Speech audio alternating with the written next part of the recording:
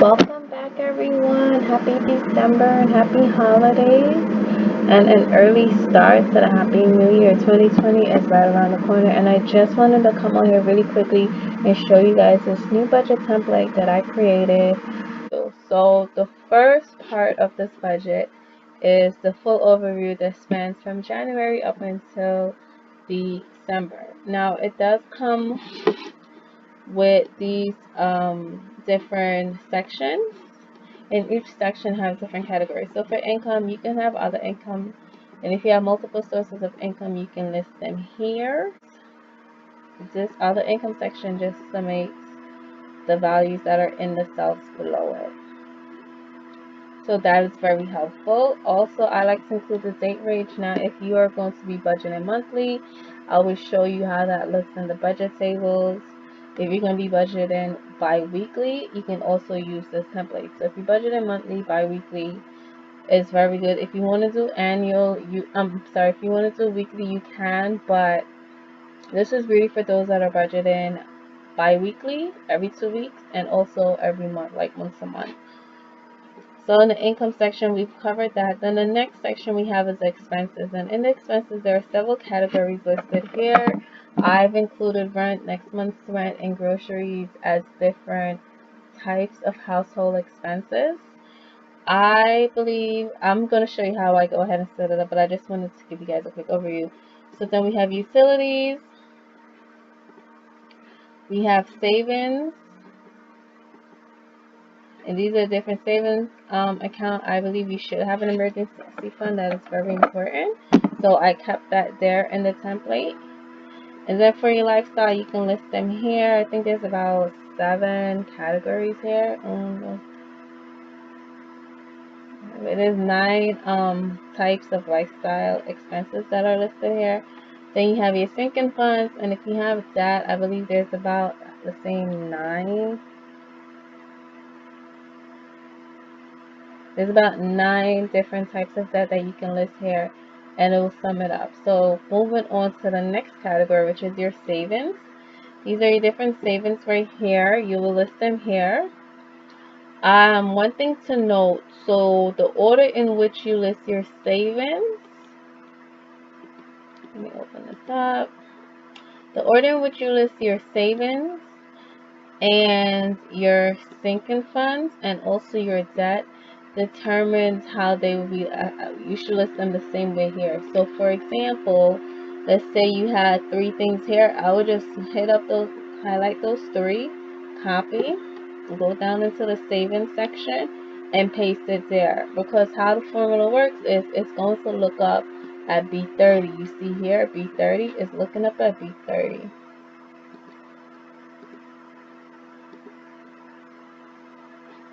So B30 is right here, emergency fund. So that's how it is. It's linked to it.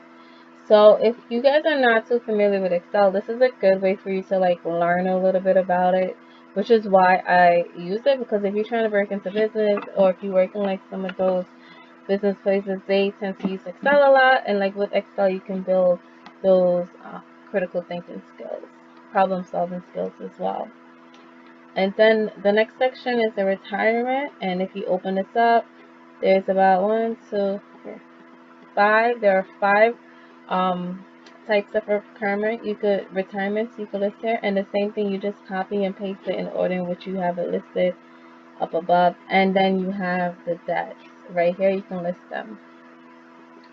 So this right here is the overview for the year. And you go ahead and set it up. So I'm going to do a quick example, and then you can carry it on once a month. So for the overview, for the annual overview, I do not include a date range. Then I'm going to list these different types of incomes I have here, and then sum it up. So to give you an example of what it looks like, an example of what the overview looks like is here. So here's a quick shot of like what it looks like. And you'll notice here that it's negative 560, and that is only because in my budget tables that I'll show you next, I have my rent set up because those are recurring expenses, and it's going to be the same month to month. So I have it listed already in my budget tables under the actuals of each month.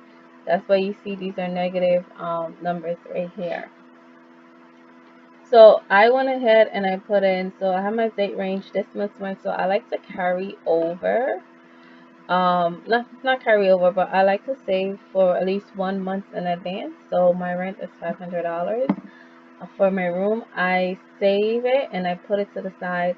This way when the month begins, I have it there already, which is why you see it's $500. Outside of that, I do not have a beginning balance except for that, really. So it will be 0. And then my pay should just be around this amount. It is a 3-month pay period. And then I go ahead and I list everything else. So that's pretty much how I do it. You just see different categories and things like that. But so this is my overview really quickly how it looks like. I set this up off screen because it was quite a lot and I'm still using it. So if you guys are interested, let me know. I will share it again. So that's for your budget, your overview, your annual overview. Then we move on into, let me just close these. That's another thing for us to say, guys. It does include these columns. These columns are grouped. There's something, sometimes this thing works. Sometimes it works so weird. Go ahead and close that up. So when I close it up, you see I'm only left with my yearly budget and my yearly actual from each one. So something really cool about this is for each, these are the budget tables that I was referring to. So there's 12 budget tables representing each of the 12 months. Okay, so that it pretty much looks the same. You could go ahead and play with the color and the formatting as you wish, but for me, I was more so focused on the functionality of this spreadsheet than the actual like design or aesthetics of it. It works for me. If anyone would like a budget walkthrough, like just getting started, setting up their budget, let me know below. I will reach out to you, or you can reach out to me. Just let me know in the comment section below and we can actually go through this together as you're setting up your budget. I am more than happy to do that, but you have to let me know. So here we have January 2020, and something really cool is this section called the use overview.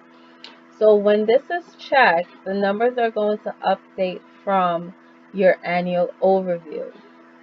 And I will show you over. So you see right here, I have it as use overview. So when I uncheck this, everything is at 0. You see that? Isn't that so cool, you guys? And the reason behind this is because if it's going to be the same, relatively the same, I want it to be as pretty straightforward and easy as possible.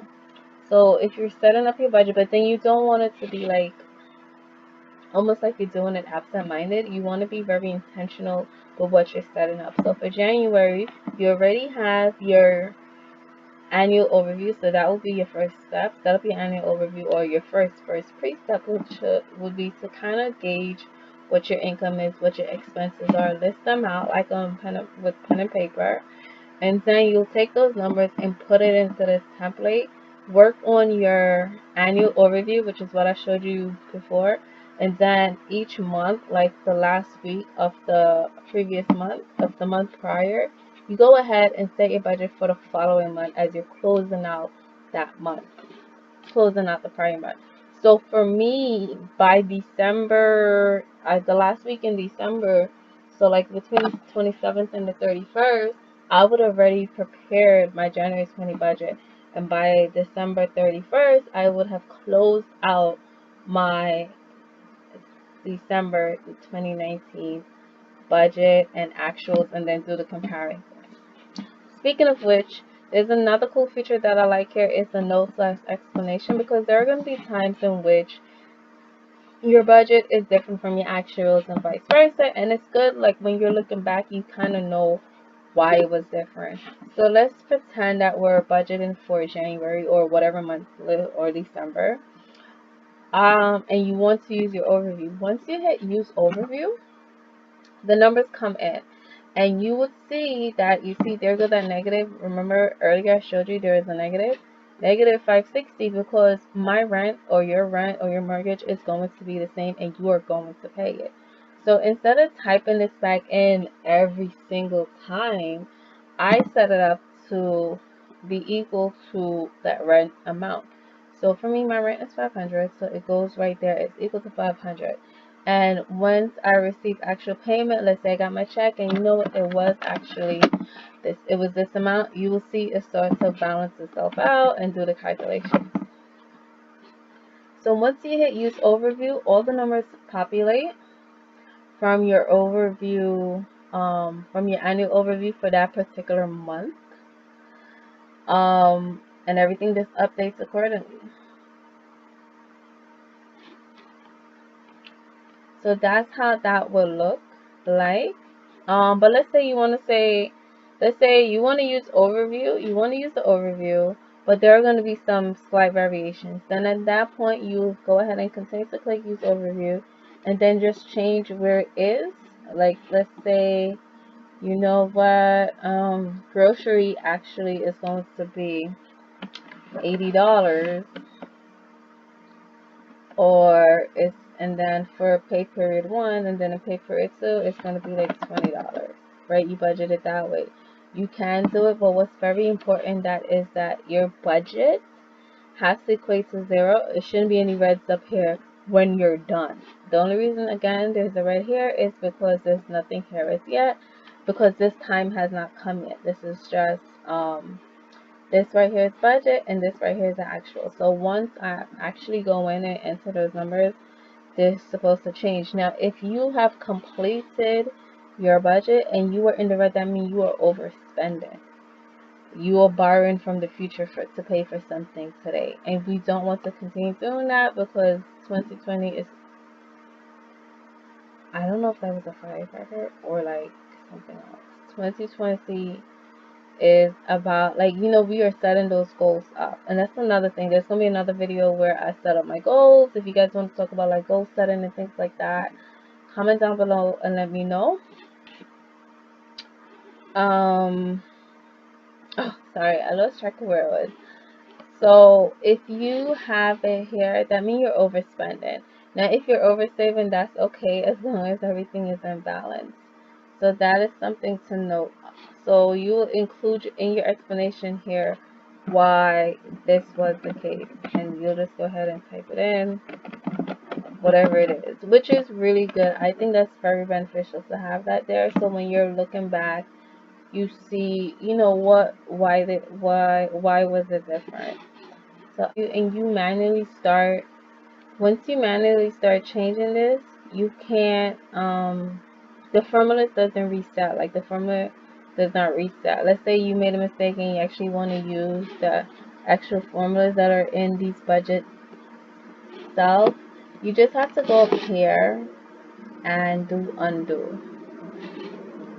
That's how I do it. So you kind of need to know ahead of time, are you going to use the overview, or are you not going to use the overview? If you are going to use the overview, click it, keep it, modify it as needed, but just do note that the formula erases and you can't reset it as yet. I will look into a way into having perhaps a reset button, but in the interim, you just have to hit the undo.